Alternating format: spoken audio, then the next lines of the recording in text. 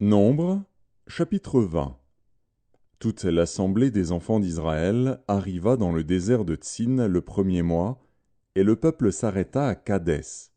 C'est là que mourut Marie, et qu'elle fut enterrée.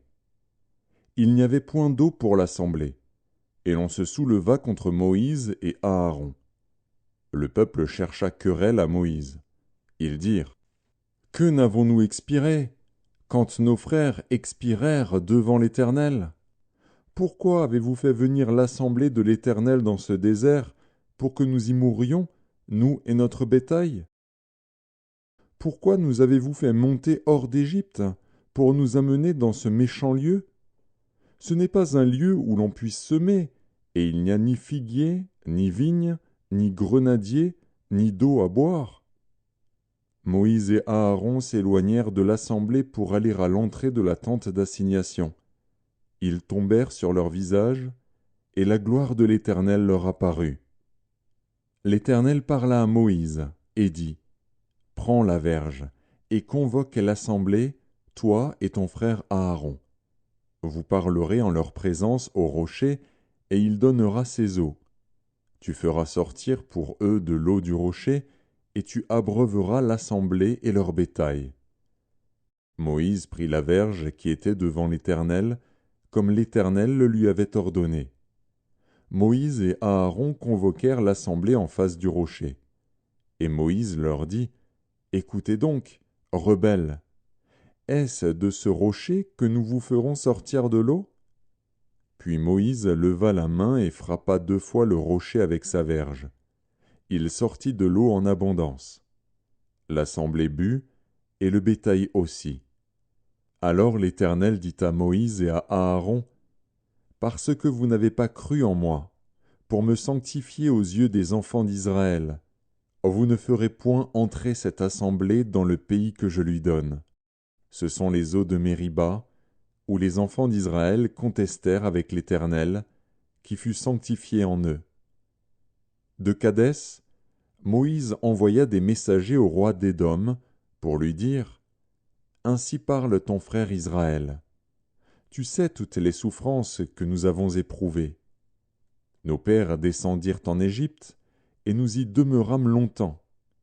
Mais les Égyptiens nous ont maltraités, nous et nos pères. Nous avons crié à l'Éternel, et il a entendu notre voix. Il a envoyé un ange, et nous a fait sortir de l'Égypte. Et voici, nous sommes à Kadès, ville à l'extrémité de ton territoire. Laisse-nous passer par ton pays.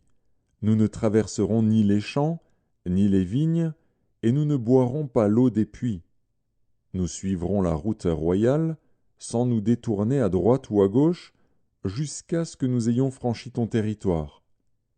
Édom lui dit: Tu ne passeras point chez moi, sinon je sortirai à ta rencontre avec l'épée. Les enfants d'Israël lui dirent: Nous monterons par la grande route, et, si nous buvons de ton eau, moi et mes troupeaux, j'en payerai le prix. Je ne ferai que passer avec mes pieds, pas autre chose. Il répondit: Tu ne passeras pas. Et Édom sortit à sa rencontre avec un peuple nombreux et à main forte. Ainsi Édom refusa de donner passage à Israël par son territoire, et Israël se détourna de lui. Toute l'assemblée des enfants d'Israël partit de Kadès et arriva à la montagne de Hor. L'Éternel dit à Moïse et à Aaron, vers la montagne de Hor, sur la frontière du pays d'Édom: Aaron va être recueilli auprès de son peuple, car il n'entrera point dans le pays que je donne aux enfants d'Israël, parce que vous avez été rebelles à mon ordre, aux eaux de Mériba. Prends Aaron et son fils Éléazar, et fais-les monter sur la montagne de Hor. Dépouille Aaron de ses vêtements, et fais-les revêtir à Éléazar, son fils. C'est là qu'Aaron sera recueilli et qu'il mourra. Moïse fit ce que l'Éternel avait ordonné. Ils montèrent sur la montagne de Hor, aux yeux de toute l'assemblée. Moïse dépouilla Aaron de ses vêtements et les fit revêtir à Éléazar, son fils.